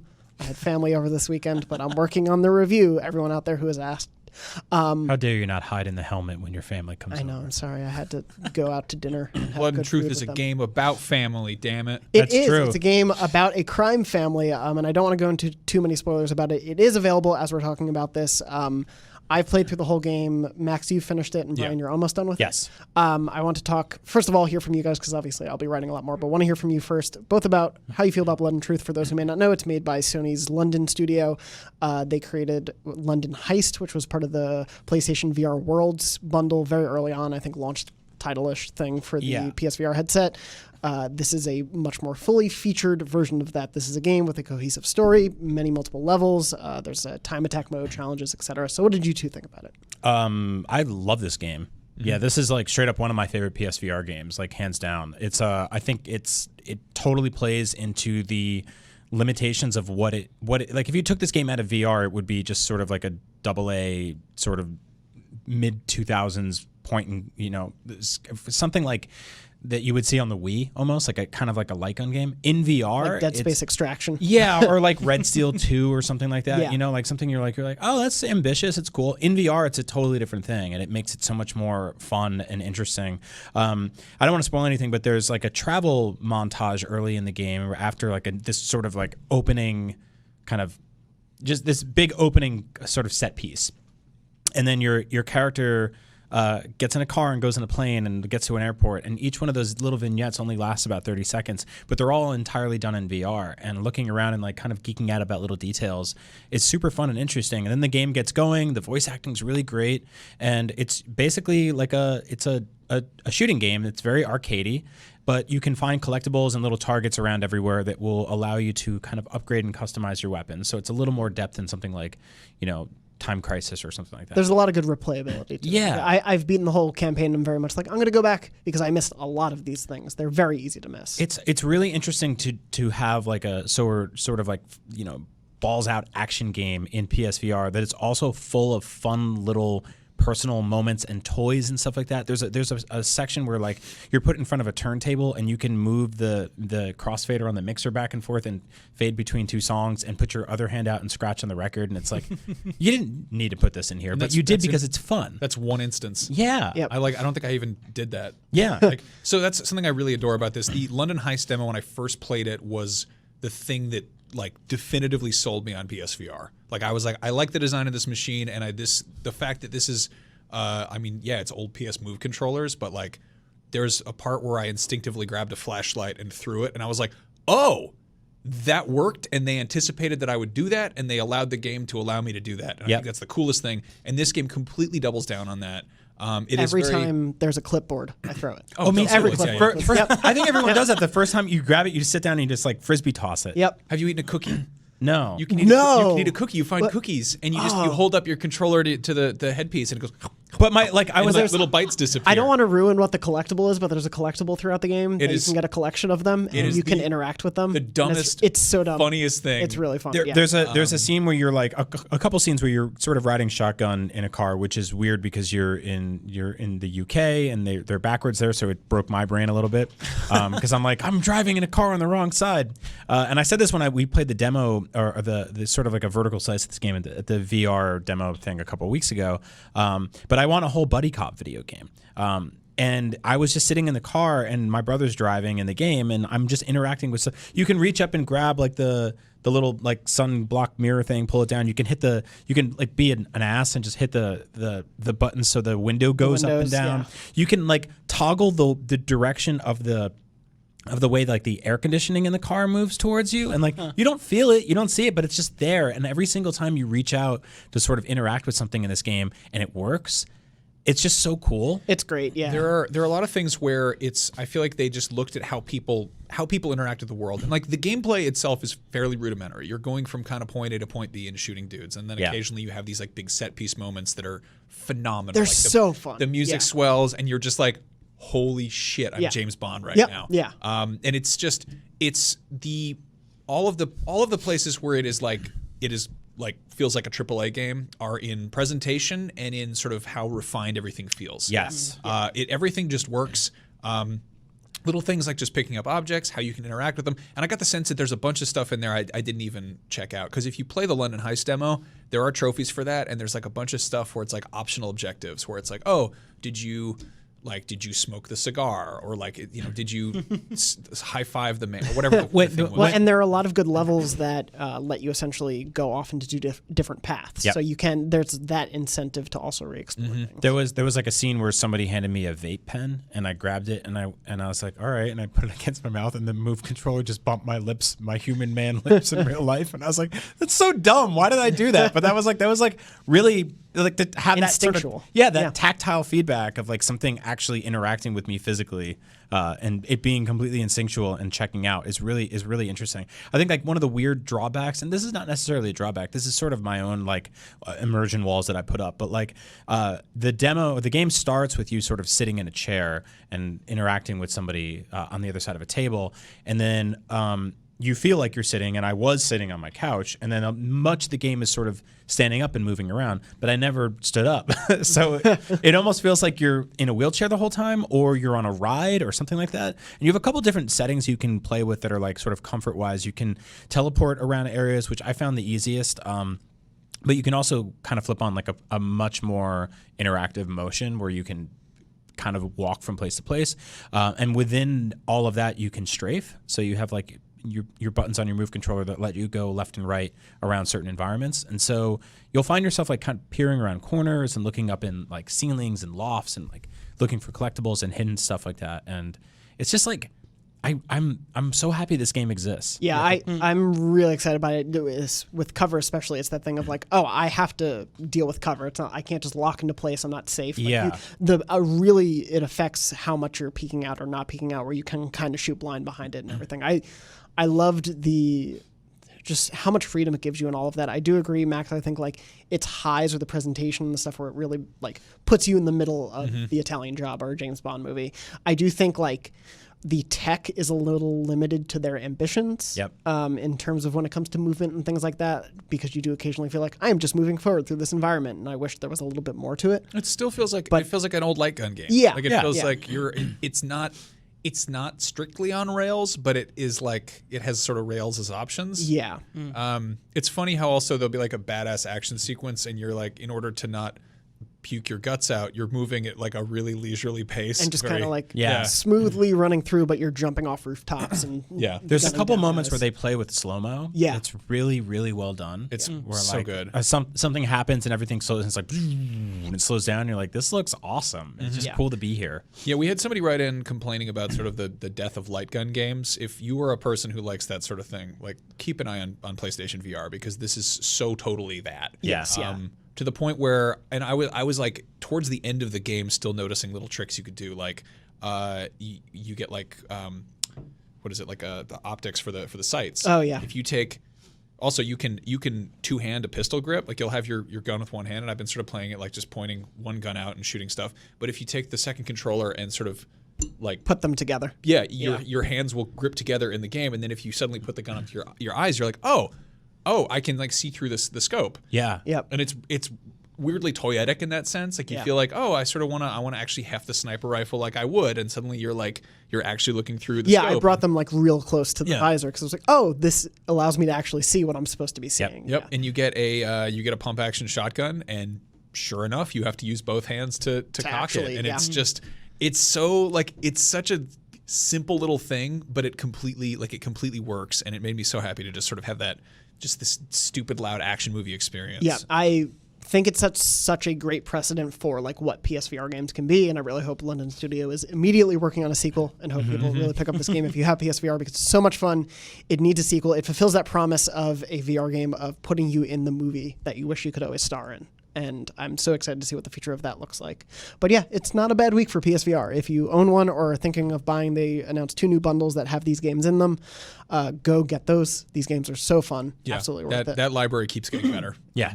I'm actually really excited about No Man's Sky. Yeah, me too. I can't wait to see what that's like in full for a long time. Brian, Max, I know you guys have a video shoot coming up. Do you need to bounce? Yes. We should go. Tom, do you mind closing out the show with me? Happily. Or I can do it solo if you need to. No, also these suckers are whatever, man. Bye, guys. Bye, losers. Smell you later. Wow, the cool kids are gone. Yeah, Modern Warfare. Whoopi Goldberg. Call of Duty. Whoa. And now we can get to the real beyond. Tom Jackson Marks. Nope. I'm going to Farther get away that middle this name. time. Oh, no. When was I close? I don't remember what it was. I don't know. I really just hope you tell me by accident. Anyway, moving on from that, I did want to do... Oh, man. I had a trophy test for this week, but they had to leave early. Do you want me to just quiz you on a trophy test? Yeah, I think this is my first one, so... Oh, okay. Then I'm definitely going to do just a one-on-one trophy test. All right, let's go. All right, let me pull this up. Promise nothing. So before we get to this trophy test, this will be a run for essentially how trophy test is going to go. I was doing trophy test for a while. I'm sorry that we haven't done one in a very long time. But trophy test, essentially how this new version is going to be, and I think once we fully reboot it, I'm going to keep tally from like episode 600 on of trophy tests. But essentially, This is the beta. This is this is me like Progression will figuring be out, wiped. making sure, yes, no one's wins or losses prior to this will count, unfortunately. Essentially, what I'm going to do is I'm going to give you the description of a trophy and then 2 trophy titles. You are going to have to tell me which of those is the true trophy title. All right. I'm going to pull these up. This week's is brought to you by, and not brought to you at all, but this is the game that we're doing it on, is Batman Arkham Knight. Okay. So I'm going to give you the description of the trophy and then 2 titles. You're going to have to tell me which you think is correct. To involve the audience in this going forward, I would ask that you write in with a game.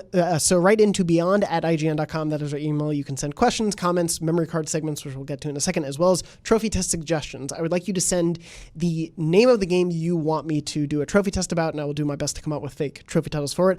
I also want you to give me one example trophy test question for everyone. So I want you to give me the description, the true trophy title, and then the fake title. And I will use that in the trophy game each week. I'll make sure to shout you out. If you want to give a Twitter or Instagram handle, feel free to. But send me those suggestions. Yeah, I could really use the help because sometimes I just rely on the games I've played. And I'm like, oh, I've already done a Kingdom Hearts trophy test. Probably shouldn't do it for a 3rd time. Good thing there are 12 of those games. I know, to it's pick really from. helpful. Well, the first one I ever did, I did a combination of all of them. So I'll probably just go back and... You peaked too early. I know, I did it too well from the start. But this is the new version of it, so we'll see how it goes. This is, again, Batman Arkham Knight. So the first description, Tom, Yes. is to lock up the Riddler in GCPD. Is the title of this trophy either Riddle Me That or Solved This Riddle? Riddle Me That or Solved This Riddle? I'll go with solved this riddle. is the true trophy title. Yes. The true trophy title is Riddle Me That. I'm sorry, Tom, you did not get that one correct. I always thought the Riddle Me That is what got me, that rather than this, but yeah. Riddle Me That is a bronze trophy for those wondering at home. Moving on, Extinguish the Fires in Gotham City. Is the title Days of Fire or Snuff Out the Fire? What? Probably one of... Days of Fire or Snuff Out the Fire? I'm going to go Days because it sounds like it could be maybe like a comic book arc I don't know about. That's actually true. I didn't think about that. I haven't looked up the full history of this game compared to Batman history. Unfortunately, Tom, you got it correct. Days of Fire is the correct title. You got me that time. I was hoping for that. The next one, moving on, I have 1, 2, 3, 4, 5, 6 in total. I was going to do another and then apparently stopped because I probably got asked the news question. Anyway, moving on. This is the real trophy. I am not making this up because of the funny number, but achieve 69 stars in AR challenges. Nice. Is the title Nice Job or Absolution? What is the true trophy title of achieve 69 stars in AR challenges? In AR challenges. In AR challenges. Nice Job or Absolution? This one is... I'm proud of... I'm going to go Absolution because there's no way. There's no way. You're correct. It was Absolution. It is not Nice Job. But what if it was in Batman Arkham Knight? Rocksteady, please tell us what you're working on next. Moving on from that. Use each of Batman's weapons in a single free-flow combat encounter. Oh, hey, I'm actually going to change this because I did the reverse of my suggestion. I'm going to save this as the final question. Okay. So that we're ignore that. That I did accidentally the reverse. Okay. So, sorry, everyone. Again, it's in beta. I'm testing it to see if it still works. To get the bugs out. Yeah. The description for this one is Apprehend Scarecrow's Senior Commander. Okay. Is the trophy title Dark Allegiances or Put the Fear in Fear? Apprehend Scarecrow's Senior Commander. Put the Fear in Fear or Dark Allegiances? I'm going to go Dark Allegiances. Is the true title? Yeah.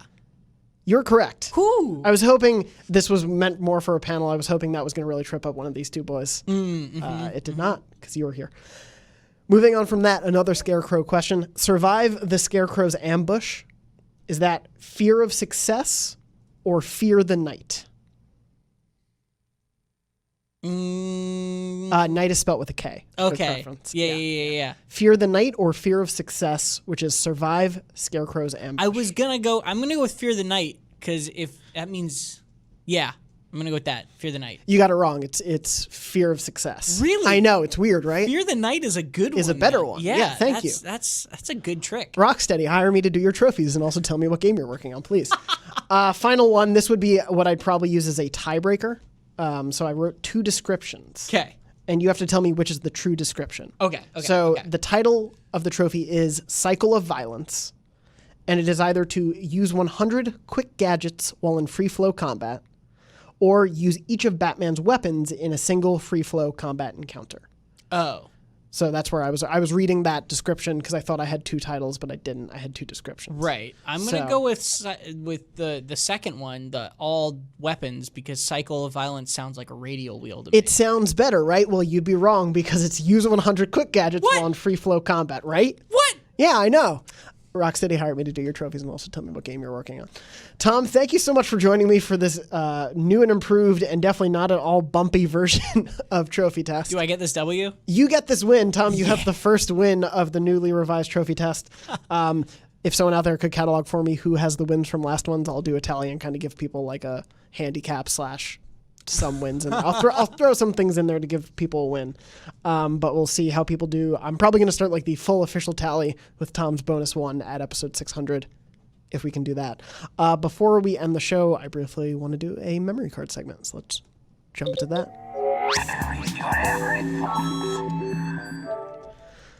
Of course, if you haven't heard Memory Card before, Memory Card is a segment every week on PlayStation's our weekly PlayStation show Beyond. I got a little tongue-tied there. Excuse me, everyone. I haven't had enough coffee today. Where we talk about... do they have any left? It's empty, sorry. It smelled so good. where we read memories from you, the listeners and viewers at home, of your PlayStation life. Something funny, something sad, something hilarious, something whatever that happened to you in your PlayStation life. You can write in to beyond@ign.com. Please put the subject line memory card so I know what to read, and we'll be sure to read a few of these on the show. Tom, you've shared a memory card with us previously, I believe I have, yeah. Awesome. I'm going to find the specific one I had here. Tom, if you haven't listened to the last few episodes, you should. We've had some amazing stories over the last few weeks, including an amazing scheme to sell 50 copies of a really crappy game to get a PlayStation for $15. Wow. It's very good. If you haven't heard that one, you should go back and listen to it. I had a really great one pulled up, and now I can't remember where it is. This is all going very well. Tom, vamp for me. Do, do, do, do. That's not vamping at all. I think back on those trophy test things, though, because that was... Give me your feedback. Give me your honest... Well, no. It's not feedback. It's just like some of those descriptions were interesting because I wonder what the source is, right? Like I mentioned that I think maybe a couple of those were comic titles or something like that. Like Dark Allegiances sounded like maybe something like a storyline involving Scarecrow. And I wonder, because once you get, that's an interesting game, especially because once you get a few in, you can kind of start getting a sense of the game and if it does jokey titles or if it does weird titles for trophies. It's neat in that sense. The Elseworld series took existing comic characters and rewrote them in different settings and what-if situations. In Batman Dark Allegiances, the story takes place in pre-World War II America, with Batman teaming up with Alfred and Catwoman to stop an assassination attempt on FDR. I just took a nice sip. Anyway, back to memory card. Thank you, everyone, for bearing with me as I completely forgot to start the story I want to read this week. This week's story comes from Luke. Luke says, "Hi there, my name is Luke. I thought Jonathan might appreciate this story. A little long, so sorry in advance, but his subject line went memory card, parentheses, Kingdom Hearts related with like 5 exclamation points. So you sure know I'm going to read that story. You might as well just slip him a 20 for that one. I mean, I'll take it. Yeah. San Francisco's expensive, man. Anyway, moving on. Luke said, my parents divorced when I was pretty young, so every other weekend was spent at my dad's house. He was always excited to do whatever it was that my sister and I were interested in, which resulted in the purchase of a PS1 for us to all take turns playing.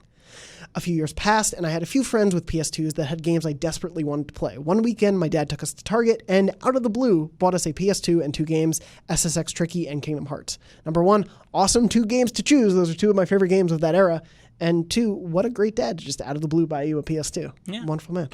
I have a lot of memories of my dad, quote, watching me play Kingdom Hearts as he knew how much I liked it, and he was interested too. I say watching because after about 15 minutes, he'd be snoring. But the thought was still nice. I'm 23 now. About a year and a half ago, my dad was diagnosed with leukemia. Last fall, it progressed to the point where he needed to start chemotherapy. For his chemo sessions, it was my responsibility to take him. So I take the day off work and sit with him for a long 8 hours once every 4 weeks. Incidentally, one of his sessions fell on January 29th, the day Kingdom Hearts 3 released. I had been raving to him about how excited I was for the game for months. He insisted that I bring my PS4 up to his house so that he could watch me play the new game once we got home from the hospital. We sat down and I started playing as he watched. Within about 15 minutes, I hear a snore and look over to see him sleeping in his recliner.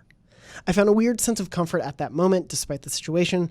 This was a reminder for me that no matter what life throws at you or your loved ones, some things never change, and that can be a very, very good thing.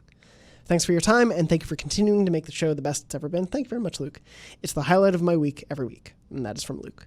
That's a great story. That is a very good story, Luke. Thank you so much, and as someone who shared video games, specifically the video games you shared it out with their parents and who has had parents who suffered through chemotherapy and forms of cancer, I very much sympathize with your story and hope you are doing very well. Thank you so much. Again, if you would like to write in your own memory card, please write into beyond@ign.com with the subject line memory card. And we'll be sure to read those on the show. Sorry, I keep hitting the mic. I forget it's here. Anyway, we'll wrap up the show. Tom, where can people find you on the lines of the web and the internets that Al Gore created for us and what? Wow, that got away. It really did. Yeah, man. It's really warm in this room and it's making me loopy. They can find me at Tom R. Marks on Twitter, which you've yet to guess an R name, I will point out, but that's okay. We can keep going here. Maybe I didn't put those dots together. And that maybe tells you how crazy things can be around the office during pre-E3 time. Woo! Oh, man, I feel like such an idiot. I wasn't even going to point it out. I never even thought about it, to be honest. I feel like an idiot. Don't follow me on Twitter. I'm apparently too stupid to follow. You can follow Max at Max Scoville and Brian at Agent Bizzle if you want to follow me, say stupid things. I'm at J.M. Dornbush. You can probably guess what the M is for because I say it a lot. It's Max. It's not a spoiler. Just Max. After Max Scoville. Yeah. I'm only 13. My parents loved him at the Rev 3 days. So, yeah. They named him for me. Anyway, that has been Beyond episode 593. Remember, Beyond is live every Wednesday at 3 p.m. Pacific at beyond.ign.com, youtube.com/IGNBeyond, or your favorite podcast services around the world. Please remember to rate, subscribe, high five, leave a comment, say hi to us, tell us about what you're playing, tell us about your trophy test suggestions. Remember, please send those in because I'm desperately going to need them in the weeks to come. They really help get things going because that's surprisingly hard to do sometimes when days are busy. But anyway, going on in the next couple weeks. Yeah, it's a quiet time for all of us. No, we have E3, Beyond 600, Comic-Con, Gamescom. It is a crazy few months ahead of us. And then luckily, there's no rest before the fall season starts. So we have quite an exciting year ahead of us, folks, and I'm hopeful that you stay with us through all those crazy times. Anyway, this has been Beyond, and as always, Beyond. Beyond. Now, Tom, do our traditional outro song. Beyond. Goodbye. Ronnie, please use that. All right. Thank you.